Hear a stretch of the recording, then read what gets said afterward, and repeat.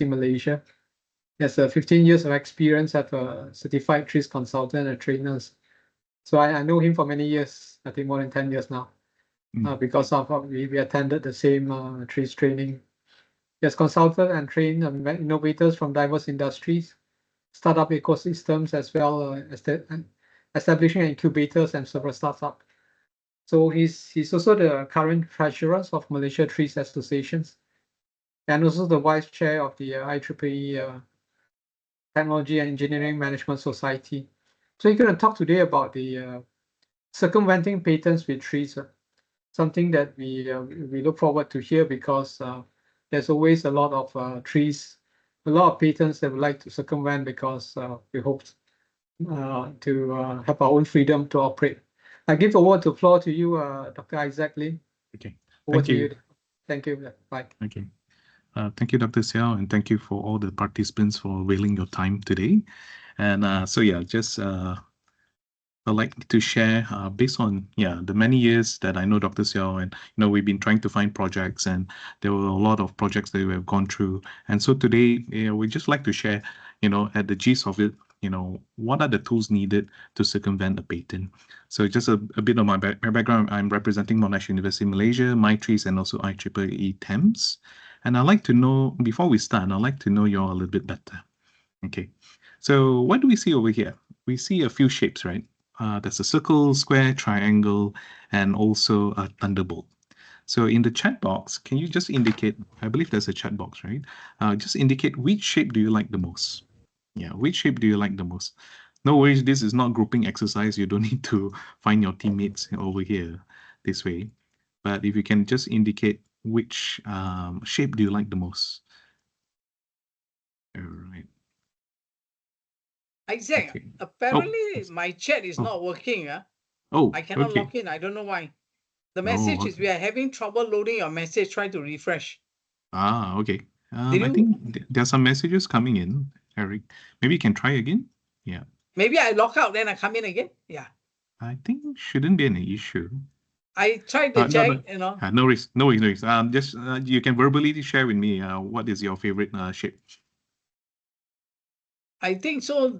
What is that? The lightning lah. Sorry, the round. The circle is the best. Circle. Okay. Thanks. Yes, I think the majority here today, a lot of circles. And then the thunderbolt, there is 2, and then triangle got 1. Okay. Is there any more? I think, yeah, there are some still typing the answers. Okay, fantastic. Okay, good. Okay, cannot change answer already. So over here is just a quick personality test to show what type of innovation character you are. Okay, so when given an innovation task, a circle person, which are most of us, even for me, I choose a circle. We would like to get a consensus. So we would like to get all of our R&D team members consensus. We try to get their feedback and try to get an agreement which everyone's happy with. So this is a circle person. Square person, I see none chose this. Okay, square person is someone who likes methodology and structure. So given a task, you will go through every single detail, every single line, every single word, and you're very methodical in your step-by-step approach in innovating. Triangle, we have 1. Triangle, you're a natural leader. Okay, so when things are fuzzy and things are not so clear, normally you will be the one to take charge. And finally, thunderbolt. There's a few of you thunderbolt. This one, the definition is that you are crazy. Okay, crazy creative. Among all of these shapes, the thunderbolt is the most odd one out. And usually those who choose thunderbolt are the ones who are willing to take risk. You're a risk taker. You calculate the risk and would take it. So in innovation, most of the time we would say that, the one with thunderbolt is the best in being creative. But actually, in being creative and developing impactful innovation, we actually need all of these personality types. We will need a circle. We need to understand the customer side. We will need to get the feedback of the entire team. We will need a structured approach as well, so that we can repeat the process again. And then in innovation, oftentimes there is no clear indication, no clear pathway. So we need leadership in that. And then, of course, to innovate means to come up with something new. So we need to take risks to try out something new, and that's where the Thunderbolt comes in. So for today, I'll be introducing a methodology, which is like a square, but with this methodology called TRIZ, it actually involves the input of your entire team, your customers' input as well. And also it talks about the evolution of technology so that we will always know and we can predict in the future what will happen to our product, how it will evolve, either by us or by our competitors. And then lastly, about the Thunderbolt, it suggests ways to extrapolate new ideas, okay? To extrapolate instead of interpolate. So in this day and age where everyone have Google, everyone have Cheat GPT, okay, most call it Chat GPT, I call it Cheat GPT. It's very good in interpolating existing knowledge, but how can we extrapolate? Okay, so today's session, this 1 hour session is about an introduction on TRIZ as a methodology that would enhance all of these personality types. Okay, right. Now, so just quick overview, we'll be focusing on a lot of IP types. We'll be focusing on patent, and in a very lengthy patent document, it's a legal document, right? So oftentimes we might be confused with so many pages, so many wordings, and so many legal words as well, legal terms. So we're going to focus right into the heart of the patent document on which section do we look at. Okay, and then next is once we identify the most important part of a patent document, and then we're going to generate dozens of diverse solutions so that we can improve the patent. So over here, when we talk about circumventing a patent, it's not just about just finding an alternative, but how can we improve the existing patent? And then hopefully it is good enough, inventive enough that we can file for a new patent. Yeah. Okay, now, so there are many types of intellectual properties. And in this table over here, it represents all the different diverse IPs, but the most valuable one for any organization would be patents. Okay, so now let's take a look at this example over here. So let's say we have this red sports car over here, a very popular logo, and that logo is protected by trademark. And the shape of the new designs of the cars, for Ferrari and all of the sports car, they do have a distinctive design, and that's protected under industry design, okay? Because it's just about the aesthetics. But if the design have a function, okay, and then we can file a patent for it. So for example, in the last 2 years, there was a patent filed in Germany by Ferrari, and it's actually on about the undercarriage, the chassis. So the design of it is such that it will provide enough downforce. So it was patented in Germany. So yeah, so in a product, there could be different types of IPs, but what is the most important will be the patent. So for a product to be patentable, it needs to meet these 3 criteria. Okay, first, it has to be novel, meaning that it needs to be new compared to whatever that exists out there. Invented by other people or even marketed or sold by other people. Sometimes it's not even a commercial product. It might be something that someone shared in a conference. It might be some concept that someone shared on as a video or in some exhibition. So as long as something that exists already out there and is open to the public access is called as a prior art. Okay, so whenever you want to file for protection, a patent protection for your invention, you would need to do a prior art search. Okay, either you or your legal team, and so you need to show that your idea is different from whatever that exists out there. Okay, now for those who are from academia, oftentimes we would publish in a journal, or we would actually present it in a conference. So what happens then? Usually the moment we publish it or we present it in public, we are given a 12-month grace period. So if you look at the third point here in the slide here on novelty, so there is a 12-month grace period for us to file for a patent. Okay, so oftentimes a lot of academia are unaware about this, and unfortunately, when they want to patent their ideas, they are beyond this grace period already. Okay, so from those who in academia, do take note. You want to publish, you want to present, do make sure that you have already kickstarted the filing process for your invention. Okay. Okay, so first criteria is novelty. It has to be new. Second, it has to be inventive. This is the trickier part. Okay, so how do we show that your innovation is significantly better than the previous invention, whatever that's in existence? So this is the more challenging part over here. And this is where we need a method to innovate significantly. It's not just about incremental improvement.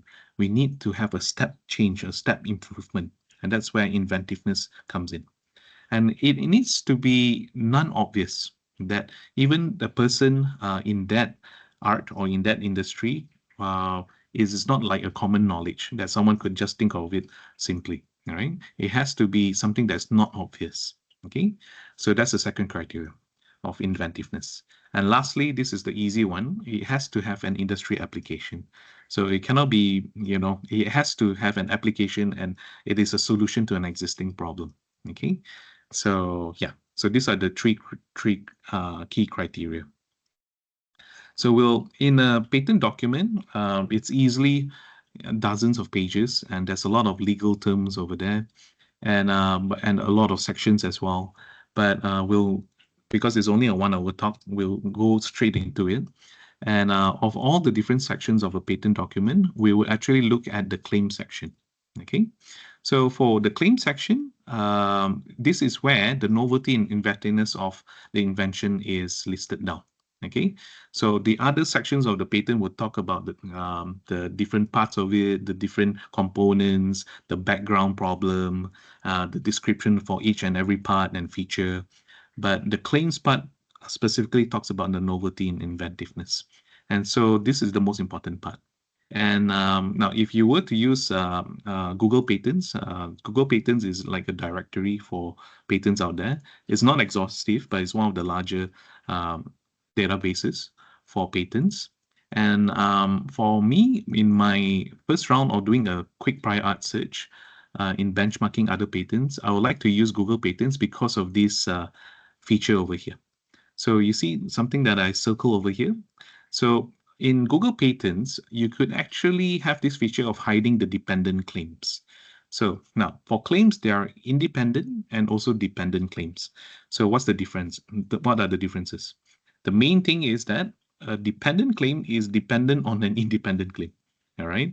So which one is more important? Yeah, type in the chat box. Okay. Which one do you think is more important? The details, which are the dependent claim or the independent claim?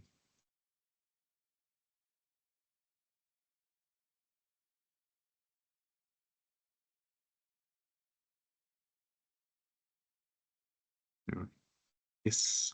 Yes, Deva. Okay, independent claim. Anyone thinks that dependent claim is more important?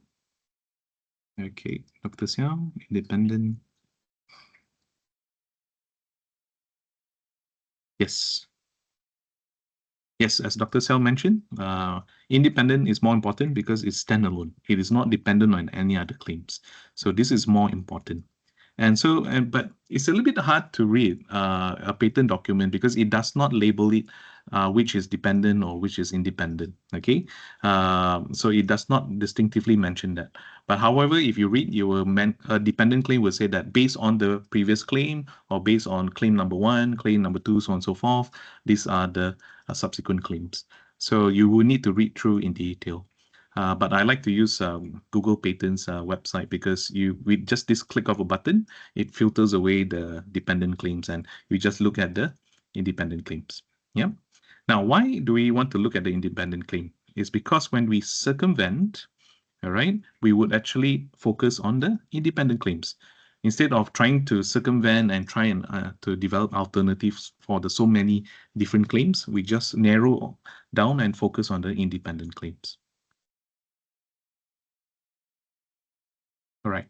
Now, when you have an invention and then you think that it's novel and that it's inventive, and you would like to file for a patent for it, and then they will do you and your team and also the patent office will do a quick prior art search, and then they will see, is there any existing inventions out there that are similar to what you are claiming?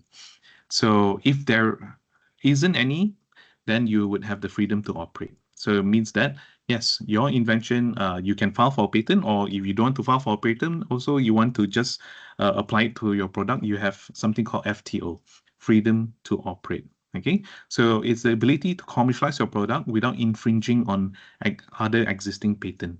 Okay, so freedom to operate is important. But oftentimes, R&D companies will spend a lot of resources developing a new solution to do a prior art search, and then lo and behold, unfortunately, there is an existing patent already. So that means that you do not have freedom to operate. Okay, although you have developed your solution independently, but somehow it did cross path to an existing patent. So what do you do then? Do you go back to the drawing block and then, try to spend more resources again developing an alternate solution? So this is where hopefully using TRIZ, you can develop an alternative solution in a much quicker way. Okay, so now let's look into FTO again. So let's say the independent claims are listed as independent claim A, B, and C, like in this example over here. Now, a competitor have alternative ideas. Okay, so which among these infringes the existing patent? Okay, 1, 2, or 3. Which one would infringe this existing patent? So type in 1 if you think it's the first one, 2 the second, and 3 if it's the third one. Which one do you think infringes? Or if you think all 3 infringes, you type 1, 2, and 3.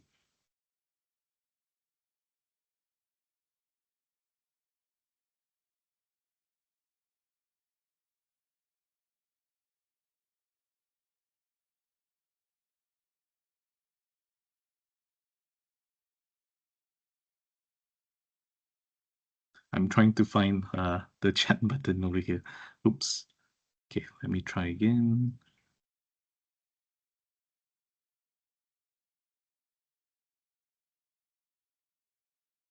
Oh, okay. All right, okay. Most of you say 1. Yes, very good. Yes, 1 infringes and 2 and 3 does not infringe. So why so? Is because 1 consists of all of the independent claims of the existing patent. So it consists of all of it, and it's just an additional new claims added upon the existing patent. So therefore it infringes. So oftentimes as well, people think that to innovate is just about adding features, adding functions, and they think that they could have freedom to operate. But no, the challenge is that how can we still achieve the desired result, but with lesser claims, with lesser independent claims, or by replacing one of the independent claims. So this is the challenge. And this will be the main case study for our discussion today. This is by a group of engineers from Hyundai Kia Motors, and it was presented by Mr. Lee and his team at the TRIZ Symposium 2010 in Japan. And over here, they were doing benchmarking on how to produce an energy-efficient combustion engine. So their main benchmark was the Mercedes-Benz F700 model. And so they look at the energy fuel-saving features of that engine, and they identified that the variable compression ratio aspect of that engine is something that they would like to circumvent. Okay, so this is the existing patent where the independent claim talks about this controlling. There's something special about this controlling that make it a variable compression engine. Okay, so with this controlling, you would have different ratios, and therefore you will improve the efficiency of your combustion. Okay, so for Hyundai, Kia Motors, they could not just copy this design, isn't it? So what would be your suggestion? How can we still achieve the control of the movement of the piston without using this controlling? Yeah. Any suggestions? Instead of using a controlling, what else can we use? Because we need to replace this, right?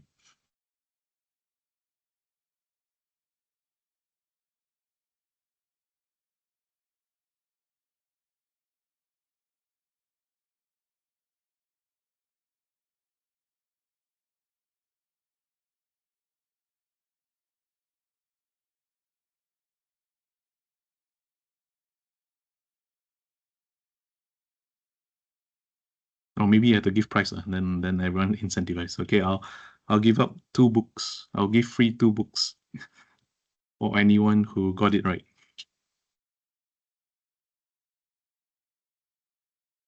Okay, now a little bit hard, right? Because I'm like catching you off guard straight away, like, oh, okay, this is not my area of specialty, but how do I innovate? Okay, come, let's take a look at what they did. Okay, so this is an existing patent, and this is the control link that is in the independent claim. So for them to circumvent, they need to replace this control link. And so this is the step, okay, that they go through. So they wanted to remove the control link. So let's take a look at the second diagram. And so they need to achieve this following trajectory in the maroon circle, the blue circle, and also the green pathway. So these are the 3 movements they need to achieve. Okay, so they take a look at that green movement over there, the trajectory, and they decided, oh, instead of using a control link, why don't you just have a slot? Okay, and that would also perform the same function as the control link, okay, to enable this trajectory. So they replace the control link with this slot over here. And what principle is used? In TRIZ, we have 40 inventive principles. So this is principle number 14 of curvature. So what does this principle talk about? It says that whatever components that are straight, we would actually make it curve. And hopefully it would deliver the function in a better way. So in this case, this first principle was adopted, and they further improved it. Because if you look at this slot over here, it's static. It does not move. It's a fixed slot. The angle does not move. And then they applied the next principle, principle number 15 of dynamicity. So to make it more dynamic. So now the slot is more dynamic. And if you look at the last diagram over there in the blue box, so that control slot over here, it moves as well. Okay, it moves around that orange pin over there. So it's not just curved, it's also dynamic. Okay, it can move as well. So you can have different compression ratios now. Okay, so now on hindsight, it looks pretty simple, isn't it? And so we have 40 inventive principles, and later on we'll go through in detail of them. And so it's like a cheat sheet now. So instead of having trial and error of looking at, so many different components of the engine, so from the patent document, we straightaway narrow down into the independent claim. So we know that let's not focus on any other parts, let's focus on this control link. And then next, we need to identify what is the function of the control link in the first place. It was actually to enable the movement of the different parts of this piston over here in these trajectories. So how can we still carry out the same function, but a different mode of operation, not using a link, okay? So, and based on the hints given by the TRIZ inventive principles, these are the concepts being developed. Okay, so now in the next part of the talk, we'll discuss about this TRIZ tool called the 40 inventive principles. So, okay, now how do we actually generate ideas now? Besides going for ChatGPT or Googling up, if we were to use ChatGPT and Google, it would actually interpolate and give you existing ideas. And so those are not useful as well, because what we try to develop is something that is novel and inventive, right? So how do we generate dozens of diverse ideas? Then the method used by Thomas Edison is just trial and error. So his famous quote is, genius is 99% hard work, perspiration, and 1% inspiration. And just for the light bulb, right, the working electric light bulb, he was not the first inventor of the electric light bulb, but he was the inventor of the practical and long-lasting light bulb. The first inventor of the electric light bulb did not use tungsten and did not use inert gas inside of the light bulb. And therefore, the light bulb will burn out after maybe 1 or 2 hours. It will just burn out and they will need to replace the entire light bulb again. So it wasn't practical. But through a lot of experimentation, through a lot of trial and errors, he and his team of engineers did come up with a working light bulb. But try to guess and put in the chat box how much money, in terms of today's money, after considering inflation and all of that, how much into today's money did Thomas Edison spend on that one project for that light bulb? Any ideas? You can have a rough estimate. Okay. Any idea? How much do you think they would have spent to develop this light bulb? Okay, Dr. Xiao says 100K. Do I hear anything higher? So the first bid comes in 100K. Anyone want to go higher, to bid higher than Dr. Xiao?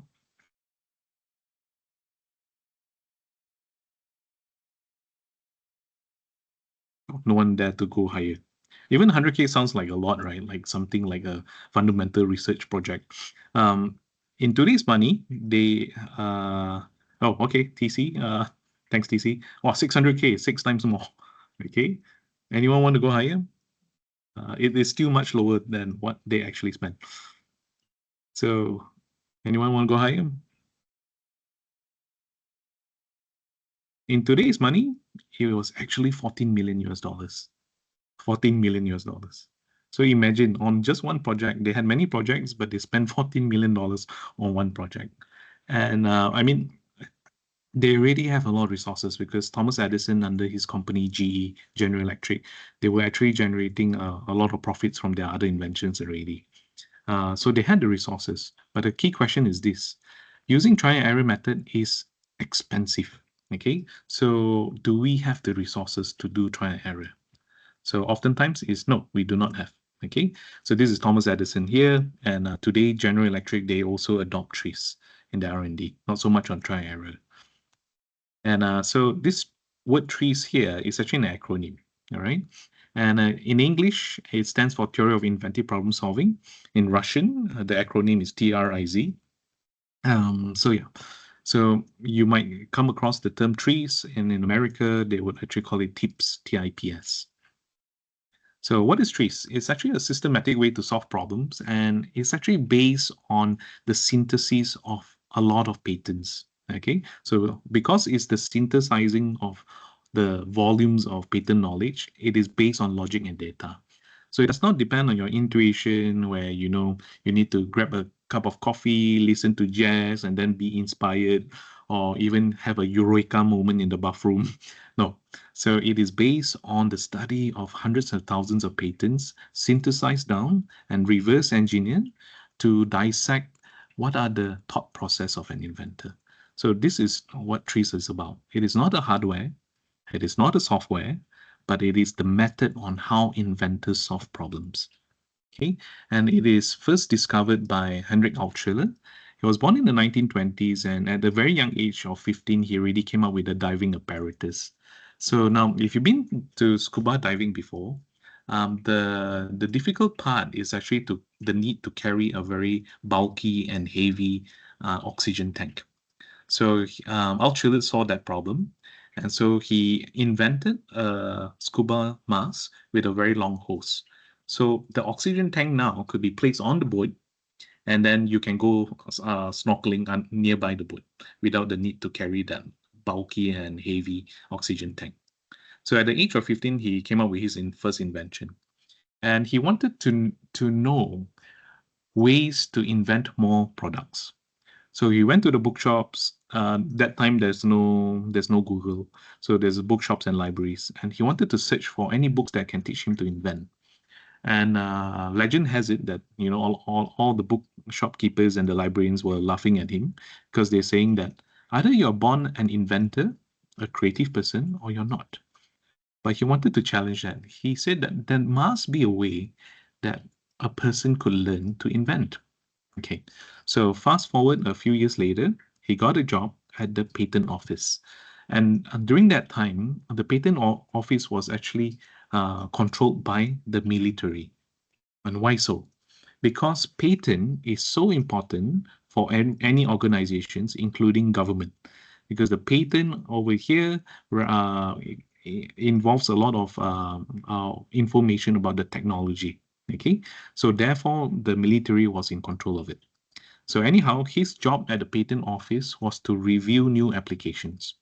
So every time someone would claim that they have invented something new, Altschuler would need to do a quick search in the patent database and determine, is this something new?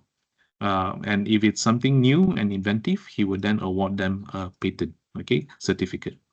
So after studying hundreds of thousands of patents, in fact 200,000 patents, he made three key discoveries. He realized that the 200,000 patents, the problems and solutions repeat themselves, even though the patents were from different industries, like some are from electronics, some are from agriculture, but the problems and solutions repeat themselves.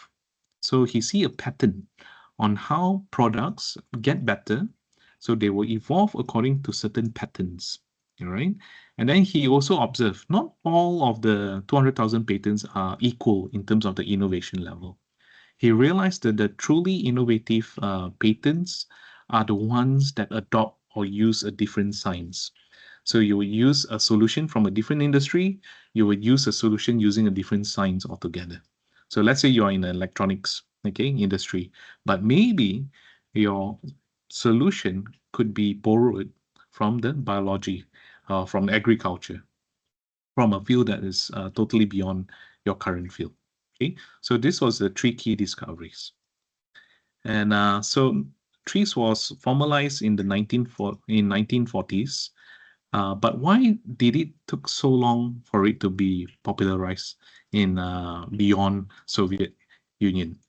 Okay, because of the war, yeah, and they were close, and until the Iron Curtain fell in the 1990s, and the first thing that the TRIZ practitioners, TRIZ consultants, TRIZ engineers did was to escape and to find new opportunities in the Western world. And so when they went to America, they begin to proliferate TRIZ only from the 1990s. And not just America, some even went to Japan and Korea. Okay, so if you do a quick search on articles or business news articles on TRIZ, this is what you will find. And in Asia, one of the first companies to push TRIZ is actually Samsung. Yeah, so within the first 3 years, they have gained more than $1 billion sales, and also cost savings. Okay, and then later on, Intel also begin to adopt TRIZ. And so this is where my TRIZ, Malaysia TRIZ Innovation Association, this is where Dr. Siao and myself, we were being trained by the former top management of Intel Malaysia.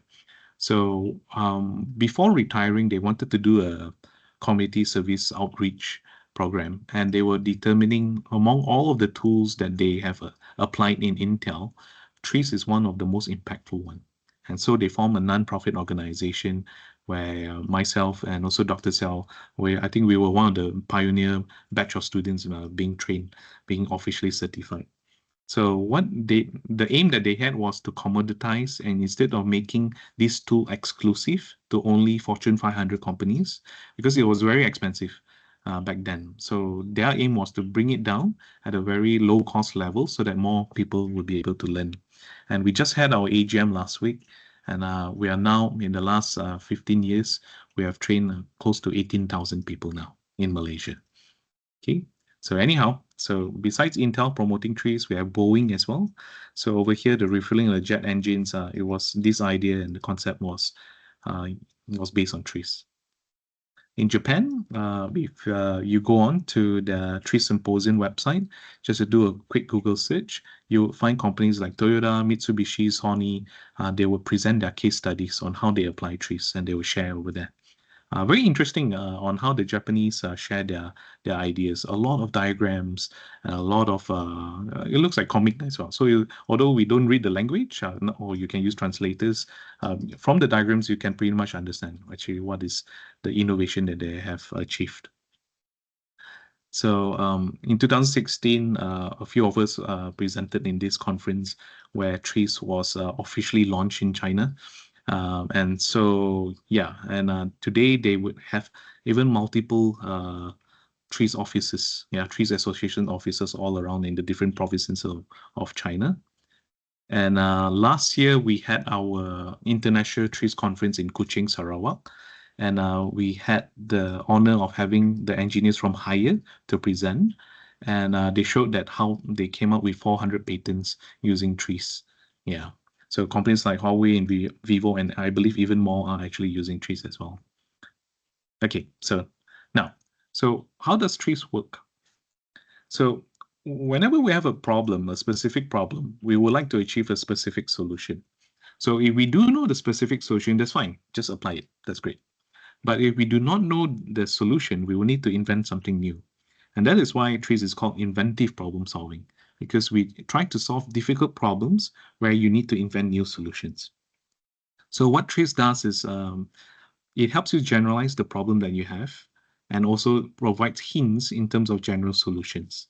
And from there, you would actually then use your own creativity and your own expertise and experience to interpret the general solutions into specific solution.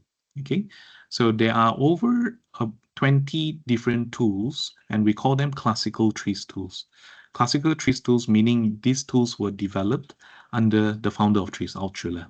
But after his unfortunate passing in 1998, there are still new TRIZ tools being developed, and those are called modern TRIZ tools. Okay, but for us, we would focus on the classical TRIZ tools first. And for today, we will look at these general solutions here. Okay, there are over 20 tools, but today we'll focus on this just one tool called the 40 inventive principles. Okay, so now why having these different tools is important is because it's like this mathematical formula. How do we solve this quadratic equation? Through trial and error, we can find the value of x, but that involves a lot of calculation and a lot of time wasted. Okay, but with the right formula, okay, like this quadratic formula, we know what type of problem it is. Therefore, we use this formula, and we therefore can reach the answer in a quicker manner. Okay. So TRIZ is like a toolbox. It's not just one tool. As I mentioned, in classical TRIZ tool, there's over 20 of them. And today we will look into one of it. It's called the 40 inventive principles. Okay. Now, how many of you prefer to objective question over subjective question for exams? Let's say you were to retake your high school exam again. Type in the chat box. If you prefer a multiple choice question, type in MCQ. If you prefer subjective based question, type in SUBJ. Okay, subjective. So I'd like to see how many like objective questions and how many like subjective questions.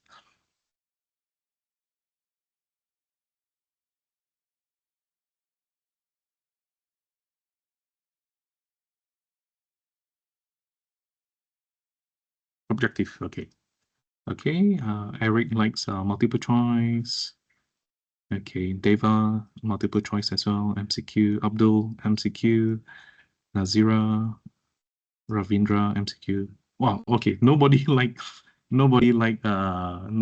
subjective. Okay, anybody would like to share? You can unmute and maybe share. Why do you like objective MCQ?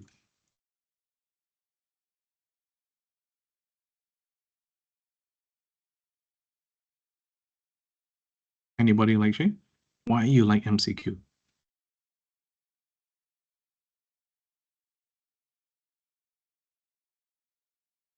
I'll share with you. Hi, this is Molly. Hi, this is Molly. I like multiple choice question is, yeah. So if we can understand the subjects thoroughly, then only we can answer the MUQ questions. If we cannot understand the subject, bit hard to answer even subject you are in. So understanding the basic principles and the concept is most important to answer. Yeah, this is my understanding. Yeah. Awesome. Thanks. Thanks, Molly. Very good. Yes. So just to recap, so Molly mentioned that he likes multiple choice question is because subjective based question, you really need to be an expert in that subject matter for you to answer. But with multiple choice question, even if we did not read the question, we have how many percentage chance of getting it right? 25% chance of getting right. Even if we close our eyes and then we just pick A, B, C, D, we have a 25% chance of getting it right. So likewise, for inventive type of problems, these are problems that have not been solved before, and we might not have seen it before as well. And so how do we solve these issues? We have this tool called the 40 inventive principle, but of course, instead of 25% chance, we have a 2.5% chance of getting it right. So over here, your multiple choice question is not just 4 options, you got 40 options. So even you have not seen the problem before, it's fine. You do not know the solution. You're not an industry expert. This would actually give you hint, and it is a good place to start off with. Okay, so you see these 40 inventive principles, they are number coded, And if we look at the terms, some of the terms look a bit strange, like number 7, nested doll. What is this? Is this bird nest soup? Is this a bird's nest? What nest are they talking about? So some of the terms seems a little bit strange is because these are direct translation from Russian language. So for example, in 7, for the Russian language is called matrishka. So matrishka is that Russian doll where it's a wooden doll where if you split it in the middle, there's another baby doll inside. And if you split it in the middle again, there's another doll inside. So it's a doll being nested into another doll. Okay. So we don't have time today to go through all of this 40 principle, but let's go through some of it. Okay. Okay, so number 1, segmentation. So divide a component into smaller parts. So the most popular would be IKEA, all right? So they actually sold us a disassembled furniture. So why that is actually quite innovative is because then they can save space for storage, and then the customers could actually also bring the furniture back themselves. And they also find out that customers appreciate the furniture more because they have a part in assembling it. Okay. Legos, they are also selling us a segmented toy. It's not a finished toy. For those who like baking. So over here, we see the process of needing to measure the quantity of butter. Okay, but how can we trim and remove? How can we circumvent this process? How can we make it easier? We could, if we have the butter covers. Okay, so these are the covers for each of the butters. And on the covers, there are actually scales as well. There are numbered scales so that you know that this amount is how many tablespoons or how many grams. Okay. Oh, yes, Yuan Bin. Sorry. Oh, was that a comment, Yuan Bin? Oh, okay. All right. Okay, next. How about something simple as ice as well? What if we segment it further? So if you've been to 7-Eleven lately, now with the very warm weather, if you enjoy your club of slush ice, okay, or Slurpee as in 7-Eleven they call it. So even segmenting the ice further to have it like crushed ice, in the market in Japan, by doing this, they realize that the freshness of the fish is maintained for a longer period of time. So were there any added cooling system? Were there any, fancy or harmful chemicals? No, it's just segmenting the ice. Okay. Coca-Cola, and now with shrinkflation, this is actually happening. A lot of our groceries, they are in smaller packages as well. Keyboard, all right, segmented. And what is the benefit of having it segmented? Maybe more ergonomic. Okay. Segmented tools, instead of having multiple handles and such a large toolbox, you just need to have different heads. Yeah. Samsung applied segmented screen. Okay. And Huawei now, they have even the trifold. Okay. So I believe next, according to the TRIZ prediction of the evolution of products, it will be a rollable screen. So perhaps that will happen in the next 5 years. Modular segmented furnitures. And I like this one. So for those who enjoy to go mountain biking, instead of needing to carry around another wheel, over here you just have a sleeve jacket for your wheel. So you only segment out the important part, which is the tread area. You don't need the whole wheel. Okay. Segmented vase. Okay, so what problem does it solve in Malaysia?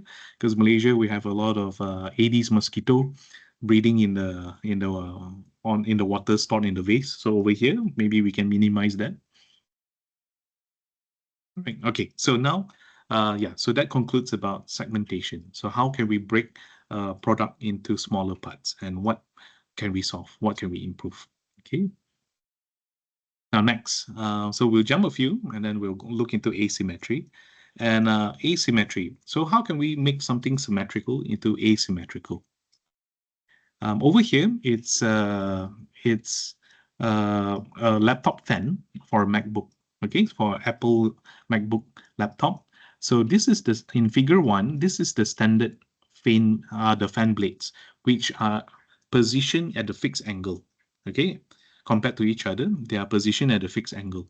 So in their invention, and this is the patent file number, US 20 TROF 0321493, in figure 9, in what they have claimed, which is a new type of fan blade, is that the fan blades are positioned at different angles. Okay, so what is this trying to solve? They are trying to make the noise of the fan being reduced. That is what the aim of having it at different angles. Because when it is positioned at different angles, they would actually vibrate at different frequencies. So before this, at the same angle, all of the fan blades will produce noise at the same frequency. So if all of the noise is of the same frequency, it would be very distinct and it would seem to be very loud. Whereas by having it at different angles, the frequency distribution is it's more spread out. Okay, so did they need to have any noise suppressant? No, they do not need to have those. They just change the angle of the fan blades. So this is using the principle of asymmetry. Okay. Over here, this engine over here, we might think that, hey, this Boeing engine, something has dented it. Okay, so we might see that, you know, there's something wrong with it because there's like the flat base over there compared to its oval or circular body. So now we have this psychological inertia of seeing things that are asymmetrical as something that is not designed perfectly. So we always perceive something that's symmetrical to be something more beautiful. So yeah, this is something we call psychological inertia, that we have our own perception. And so this principle is to break that PI. Instead of thinking things in symmetrical shape, why not asymmetry? So by having the jet engine to have this shape, they actually can have a safer clearance, further distance between the base of the jet engine and also the runway. Okay, so yeah, so that's the purpose of Boeing having this shape over here. Okay, next, nesting, as I mentioned about Matrishka, nested doll. So where else can we see this being applied? If you have $400,000 to buy a Rolls Royce, yeah, one of the reasons is because they hide an umbrella on the door. And over here, we won't go through the exercise, but I'll just explain it to you. This is an actual case study done by one of the MRSM high school teachers, and they gave out this challenge for the students to solve. So under MyTRIZ train up teachers and also lecturers, and then the teachers and lecturers then go back to their institution to train up the students. So this was the challenge given by the high school teacher to the students on solving the frequently flooded roads in Taiping, Perak. So Taiping, Perak is the location that receives the most rain in Malaysia. So whenever there's a heavy downpour, these orange cones over here will be submerged by water. And so the students who are cycling to school, they find it very dangerous because they could not see where are the drainage, where's the divide of the road. And so it's dangerous for the road users. So how do we solve this problem? Using this principle of nesting. Okay, so we need this pole to be tall when it's raining, but we need it to be short when it's not raining. So do we put like a water sensor with some motors and all of that? No, it's too expensive, isn't it? So this student suggested using this nested doll principle, where we take advantage of the flood water. As the flood water level increases, this internal pole would actually float higher. So something harmful is converted into something useful as a resource. Okay, and so this student over here, Ali Imran, he went on to win a lot of design competitions around the world with this simple design. Okay. Okay, next. This is my most favorite principle of all the 40 principles. Eventually, when you go through and try to apply the principles, you would have a list of your favorite as well. And mine is this: just do the opposite, the other way around. Whatever people is rushing towards to, you do the opposite and you'll be fine. So some sort of like blue ocean strategy. Over here, Chupa Chup. And what's so interesting about this this poster is that if you look at the bottom right corner, it's sugar free. So instead of coming up with even a higher sweetness level for candy, No, perhaps you can serve a market where, maybe the people who have diabetes or they have some other health conditions, they could not consume sugar. So yeah, this could be a good alternative for them, doing the opposite. All right. Now, this is an actual case study of TRIZ being used by NASA. Yeah, NASA uses TRIZ as well. And in one of the workshops, like today we're doing this workshop, in one of the workshops that they had, one of the problems raised up by the engineers was this. This is the International Space Station. And then when they were assembling this space station 20 years ago up in space, they realized that the solar panels, when they tried to assemble it, they found cracks. Okay, so they found scratches and cracks. So why can't you have any scratches or cracks? Is because in space the temperature fluctuates between very cold and very hot. So these small scratches and cracks will propagate to become very large. So they did a root cause analysis, and they found out that the reason why these scratches appear is because the technicians and engineers, they dropped their tools on the panel on Earth. So the first action they did was a HR action.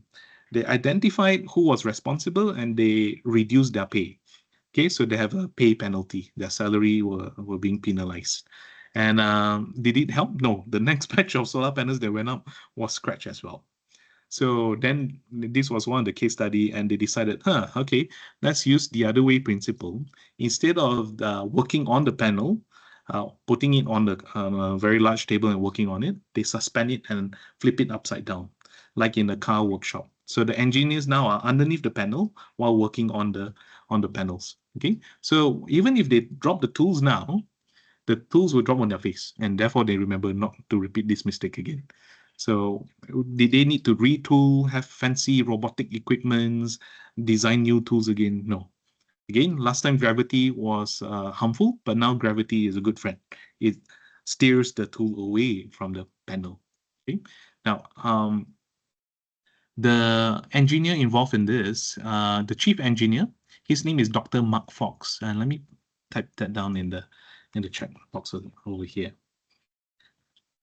Dr. Mark Fox was the youngest ever principal engineer in NASA. Age 28, he was the chief engineer.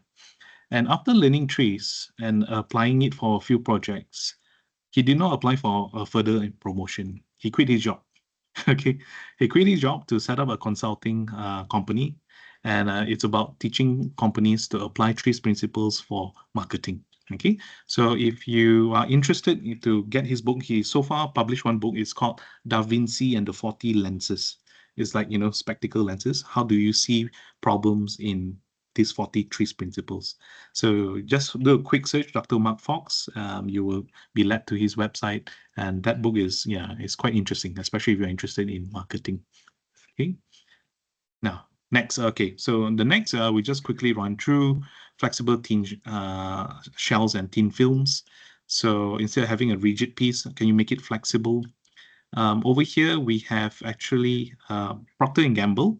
They wanted to enter into this market of teeth whitening solution. So this is the standard product out there, where you would have this mouth guard and you bite on it. After putting that whitening gel, you need to bite on it for a few hours, and so your entire day is unproductive. You just have to sit down and not do anything. So they apply this principle of thin film, and they come up with this product called the white strips. And within the first year, they've gained over 40% market share. And in Procter & Gamble, they have a lot of shampoos, toiletries, and a lot of body care products. But not all the products are billion-dollar generating. All right, there are only less than 20 products that generated more than $1 billion sales, and this is one of it. Okay. So again, simple concept. Instead of trying to, optimize this design of a mouth guard, they went on to having just this thin films. Okay. All right, phase transition. I'll share with you Ford, and they have used TRIZ as well. So these are the engine blocks which they will need to smoothen. Okay, and so they would actually smooth it not with sandpaper. They will actually have a high pressure hose blasting out fine sand. So they have a hose, high pressure, and out comes the sand. and that sand blasted on the surface of the engine block, it will smoothen it. Okay, so that process is good, but however, the cleaning process is a nightmare because you know, when you go to the beach and after that you want to clean your feet, when you wash your feet, normally the larger grain or the smaller grain of sand gets stuck to your skin, the smaller grain. Okay, so likewise, this is the issue that they have. There's an additional step of cleaning the engine block. So they developed something using this principle of phase transition. So something that is solid, which will be converted into gas. Okay, and so they came up with the invention of that new compound, that chemical compound, and they've been using it to do the polishing of the engine blocks. Okay. So again, these are the 14 Venn principle. If you were to just do a quick Google search, you will find a lot of people applying it in different areas. And so different companies like Sony, this is taken from the TRIZ symposium in Japan, and they were presenting how they internalize the 14 Venn principle is by having different symbol for each of the principles. Okay, so this is how they remember it and how they some sort personalize it for Sony's application. Okay, so your company, your organization might have your own version of your 14 Venn principle as well. Okay, now of the existing patents out there, 37% have at least one principle. Majority, 43%, would have at least two principles. So you could actually apply as many principles as you want into one solution. Okay, but ideally one or two would be good enough, or not your product will be too complex. But the key thing is that how can you apply it for not just for product design? How about the manufacturing process? Can you make it more lean? How about even for non-product related social problem, HR problem, management issues, or even business model innovations? If you do a quick online search, you find some articles and some people attempting to apply the TRIZ principles for all of this as well. So just another example, again, the MacBook by Apple, on how just even one battery pack, we can see 4 different principles. One is asymmetry. Normally battery packs are just square, but over here is curved and they have different layers. That's new dimension. And then color changes as well. A certain tone of dark gray that actually would expel heat more efficiently. Yeah. So using this way, they could actually pack in 35% more battery. So for those who are interested with case studies, now, a few years ago, the principal of Samsung, the principal engineer for Samsung, Professor Leonid Chetrin, he was trying to get case studies from around the world. And so some of us contributed some chapters in this book called Research and Practice of TRIZ. So if you're interested and if you want a copy, I can give you one. I'll just email it to you in PDF format. And then for my TRIZ association, we started this conference since 2016. And every 2 years since then, we actually have a conference where people from industry and people from academia come to share about the best practices and what are the projects they have applied TRIZ in. Okay, so for those who are interested to see what are the works done in Malaysia and also in the region, I can send you these books as well. Okay. Right. For those who are interested in being certified as a practitioner, there are 3 levels, level 1, 2, and 3. And under my TRIZ association, we do offer that as well. For those who are part of the HRDF government project, you can have it for free if you're under HRDF. And then for those who are interested in consultation, so when Dr. Xiao invited me to give this talk last month as well, the main aim is actually to proliferate TRIZ and also to help companies to see the value in it. And so we are offering 3 sessions of 1 hour consulting sessions for any organizations who are interested to share your problems. And we could actually then arrange for a different meeting, and then we'll discuss further on how to apply TRIZ. And so for our main aim is again just to proliferate TRIZ. And so if you are interested to take it even further later on, we can advise you on how to do so. Yeah, but because of limited time, we can only offer about 3 slots. So for whoever that's interested, you can have a screenshot or just take a picture of this email contact of ours, and then we can take it from there. Right. So yeah, I've been talking to my screen for the last hour. I'm sorry that if I'm going through like bullet train, but I just get really excited when I talk about trees and trying to give as much value as I can in this 1 hour. So yeah, I'll open up the time now for any questions or maybe even answers. Yeah. Exact. Eric here. Yes, Eric. Your presentation material, can it be shared publicly? Yes. Or yes? Can. Yeah, I can share. Can you send it to maybe Dr. Xiao, then he can forward to me? Yeah. Yeah. Okay. We'll do. Thank you. We'll do. Okay. For those who, or maybe you for the rest, if you're interested, you can just drop me an email here as well. Then I'll send the material to you all. Okay. All right. Yeah. Thanks, Eric. Yeah. Any other questions? Yeah. Feedback. Yeah. Isaac. This is JP. Hi, JP.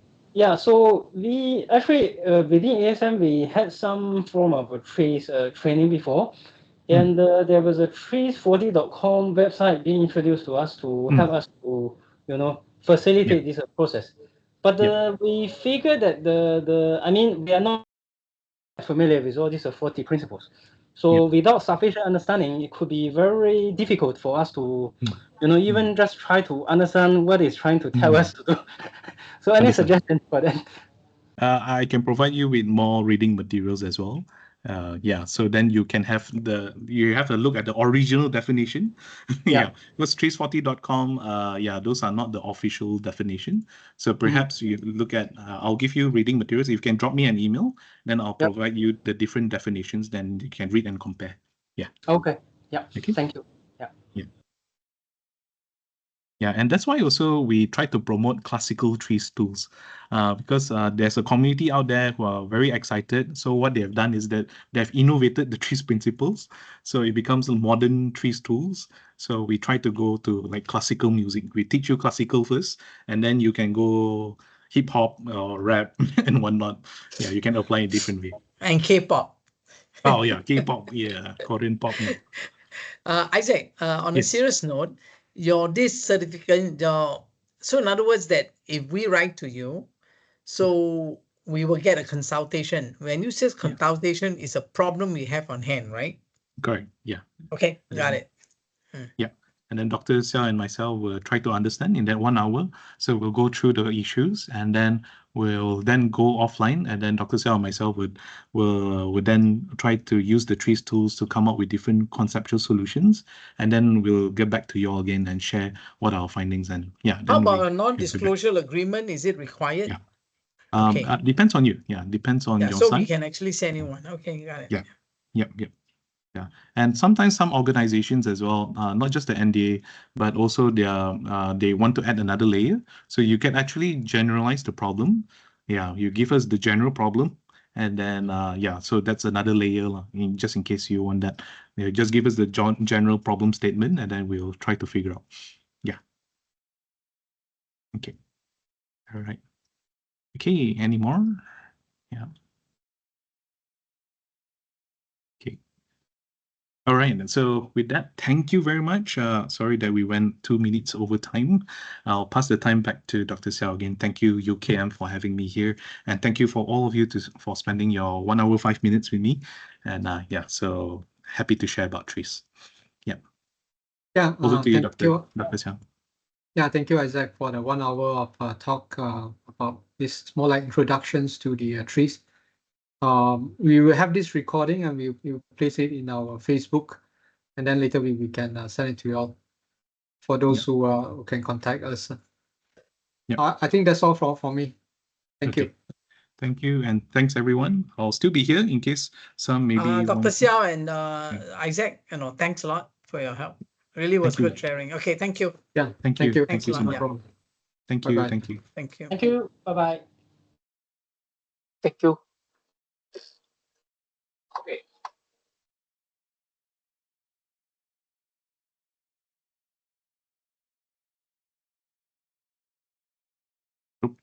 All right. Okay. Thanks. Abdul Hafiz, thanks. If you can share the link to the recorded video, that'll be great also. Thanks, Yeah. You got my email, Ken? I will ask Dr. Kim. Oh, okay. Okay, thanks. Yeah. Okay. Bye. Bye. Bye.